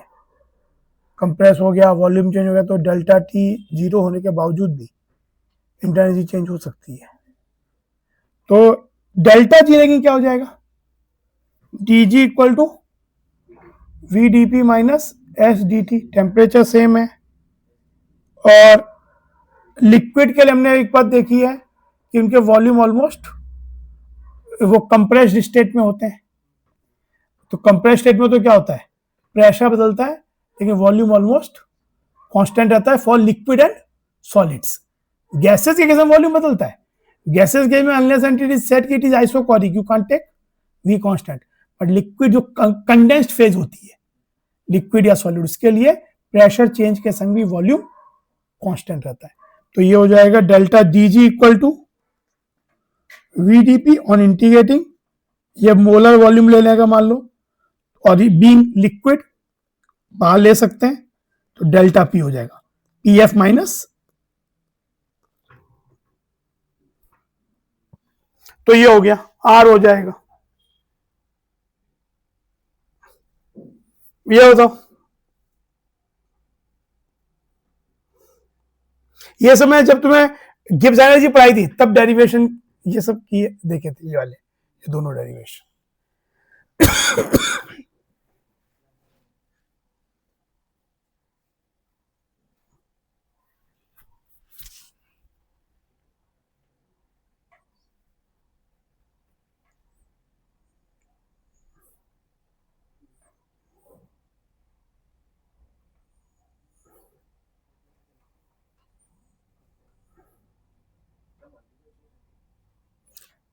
हाँ हो सकता है,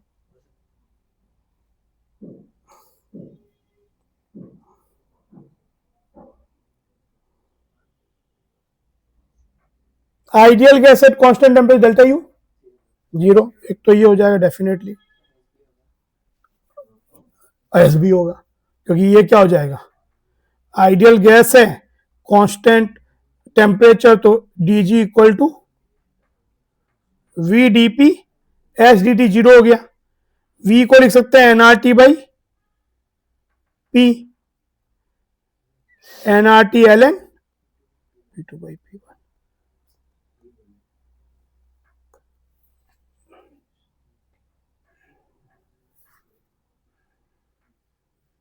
क्यू एंड एस,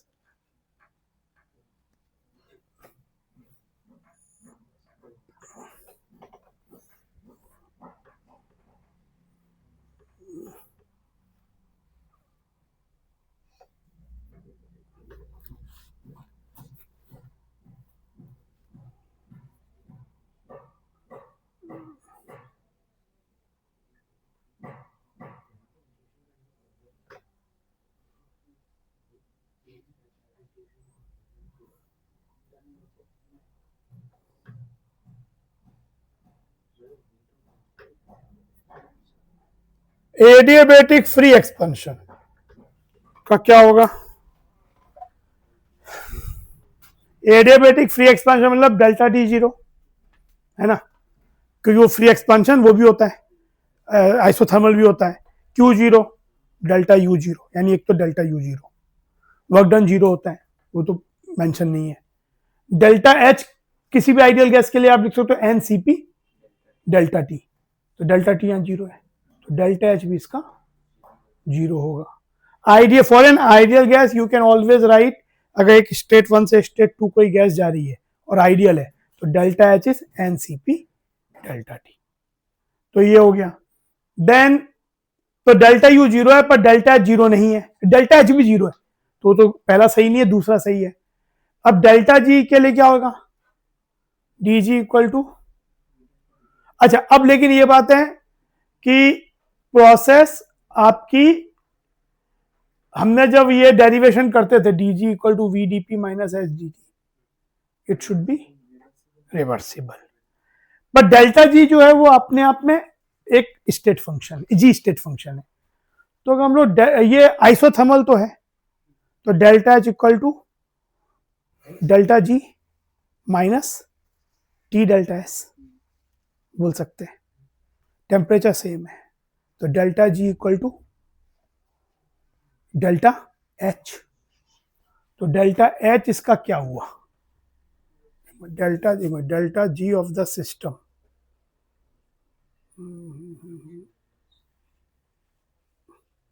नहीं इसका अगर हम डेल्टा, अच्छा डेल्टा जी एक और क्या होता है, delta G equal to delta है minus T delta S universe.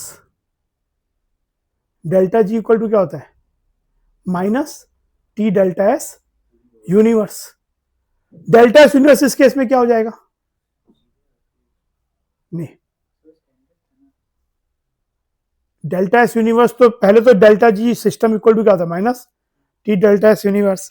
ये इरिवर्सिबल चेंज है, तो इसका डेल्टा एस सिस्टम है और डेल्टा एस सराउंडिंग, तो इसका जीरो है। तो इसका डेल्टा एस यूनिवर्स क्या हो जाएगा, डेल्टा एस सिस्टम या गैस, तो minus T delta S gas हो गया। तो डेल्टा एस गैस इसका क्या हो जाएगा, वो उससे निकाल लो।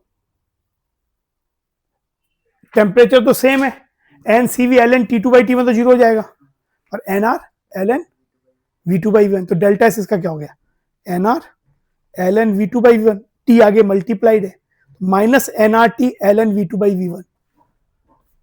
तो ये आपका हो जाएगा delta G minus N R T L N V two by V one. तो यहाँ तो ये तो V two by one can बेटा P one by P two first, और फिर माइनस है इसलिए P two by P one. तो ये सही बात समझ में आई।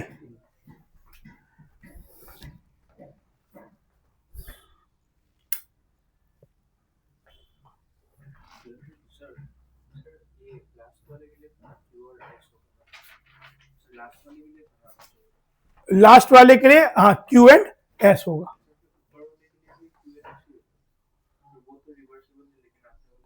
एक बार ऊपर वाले के लिए reversible ideal gas at constant temperature, हाँ इसके लिए भी आपका क्यू एंड एस ही है। इसके लिए मतलब बस फर्क इसमें यह है कि इसका डेल्टा एस जो यूनिवर्स है, मतलब इसका डेल्टा एस यूनिवर्स जीरो है, इसका डेल्टा एस वैसा हो गया। जैसे आपके पास यहाँ पे जो है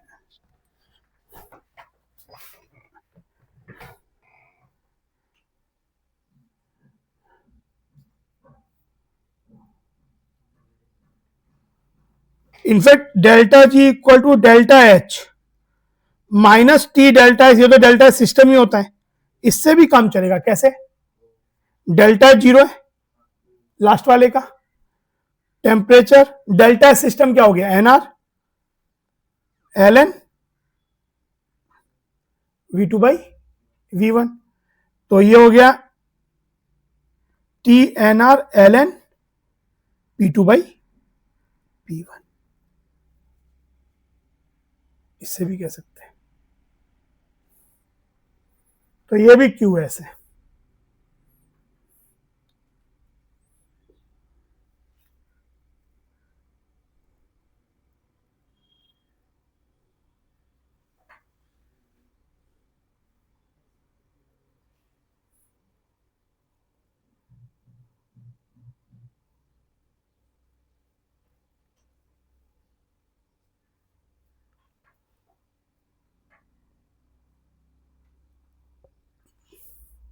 एक क्वेश्चन और लिखो,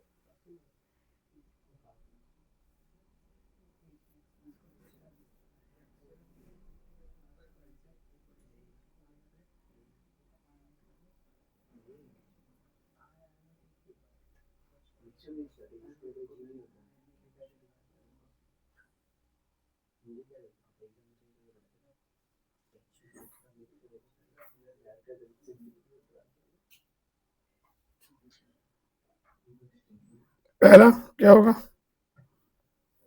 रिवर्सिबल एडियाबेटिक कंप्रेशन.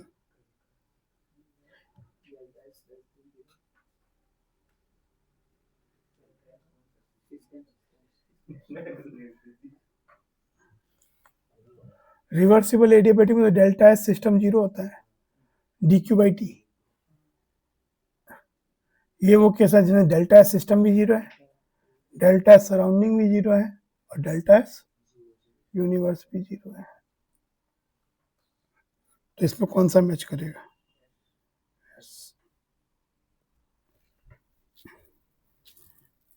अब reversible vaporization of liquid, a liquid से ए गैस.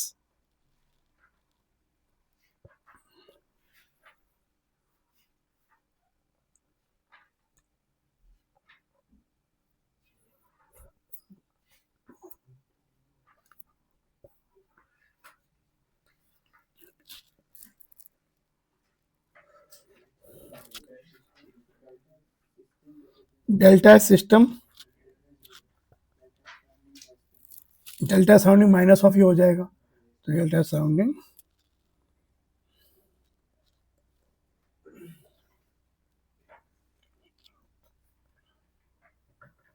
तो ये कौन सा हो गया? P and are.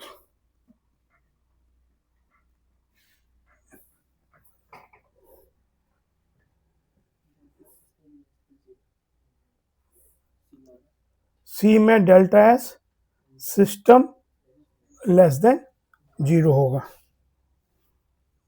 सही। डेल्टा एच सराउंडिंग, क्योंकि ये रिएक्शन क्या होगी, एक्सोथर्मिक होगी, तो डेल्टा एच सराउंडिंग पॉजिटिव हो जाएगा। तो डेल्टा एच सराउंडिंग पॉजिटिव वही क्यू सराउंडिंग हो जाएगा, तो इसका delta H surrounding greater than 0 होगा, तो इसलिए कोई मैच नहीं कर रहा। इस पर्टिकुलर केस में delta H surrounding is Q surrounding by T, Q surrounding is delta H surrounding which is minus delta H of, यहां डेल्टा एच सिस्टम नेगेटिव है, हीट लिबरेट होगी N2 बनते हैं, तो ये आपका ओवरऑल पॉजिटिव हो जाएगा। ठीक है,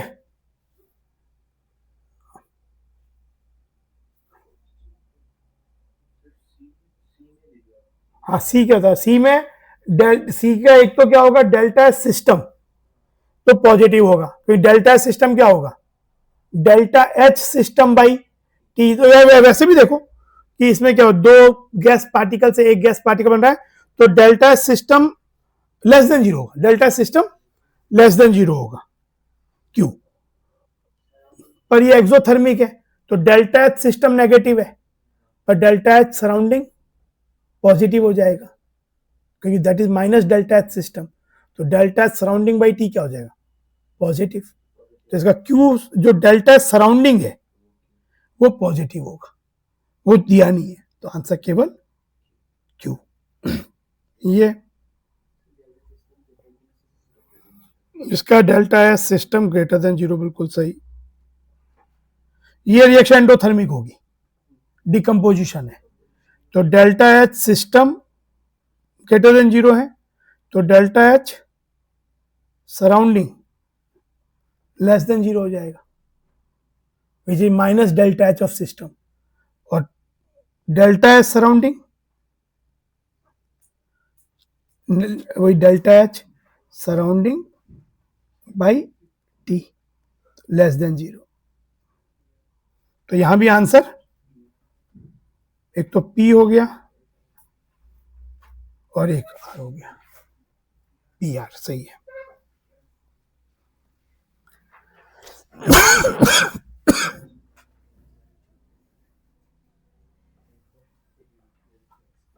एक और करो।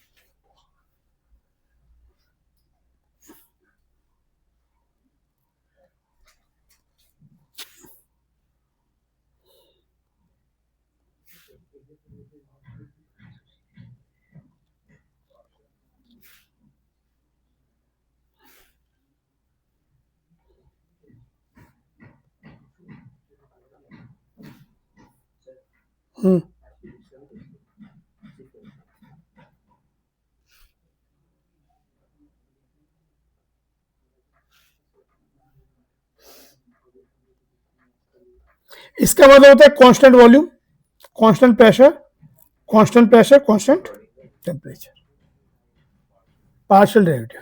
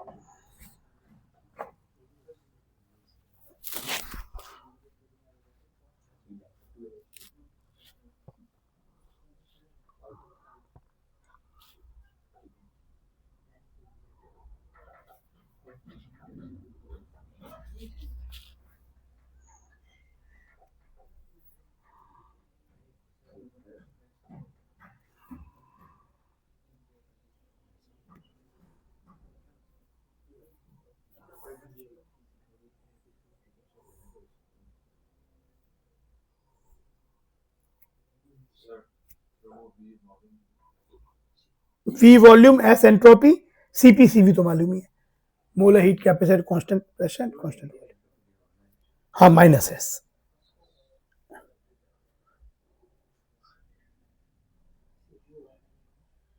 पहला तो क्या हो जाएगा, Cv U equal to N Cv, तो D U by D, D U equal to N Cv dt होता है, तो डी यू बाई dt आपका at constant volume will B Cv। Definition ही है, कांस्टेंट प्रेशर पे H is same as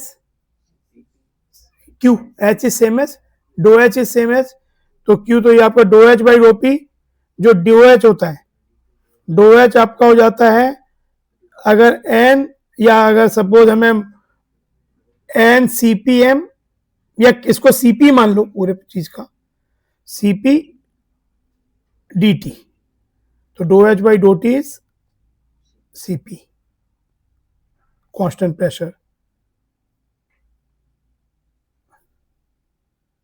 dg equal to होता है VdP, dp zero यहां, तो ये हो जाएगा डो जी बाई डो टी माइनस एस, और टी सेम है तो डो जी बाई डो पी इज वी। जब टी सेम है तो ये टर्म जीरो हो जाएगी, तो डो जी बाई डो पी इज वी। पहला जब पी कांस्टेंट है तो डीपी जीरो हो गया, तो डो जी बाई डो टी माइनस एस हो गया, और जब टी कांस्टेंट है तो ये टर्म जीरो हो गई, ये टर्म डो जी बाई डो पी वी हो गई।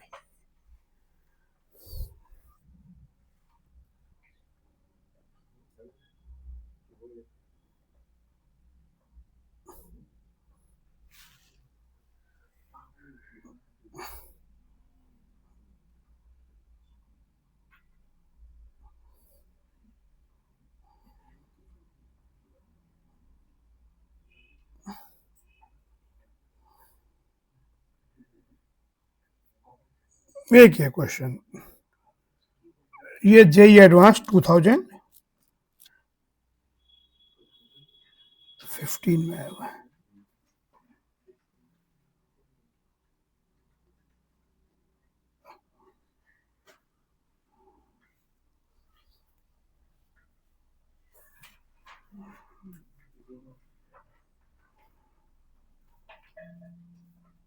ये तुम्हारा सेकंड लॉ का जो दिया हुआ चीज उसमें क्वेश्चन नंबर 20 है अभी वहां पे।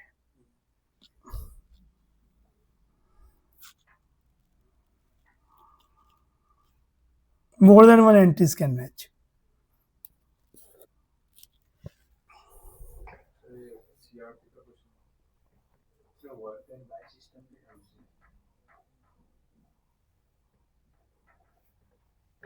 भाई जीरो अगर दिया है तो इश्यू ही नहीं है उसे, चाहे बाई सिस्टम है चाहे वन सिस्टम है, तुमको जीरो आएगा तो जीरो ही आएगा।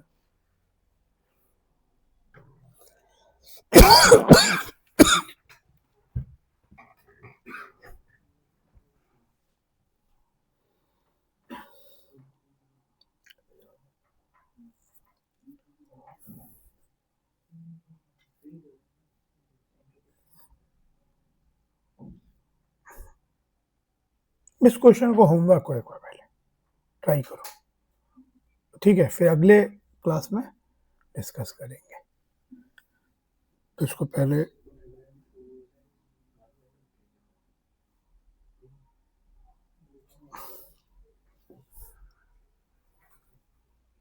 ठीक है, आज के लिए भी 20 मिनट का ब्रेक लो, फिर एग्जाम, इसको नेक्स्ट क्लास में डिस्कस करते फिर आगे जो पढ़ेंगे। आंसर लिखूं, अच्छा ये ट्राई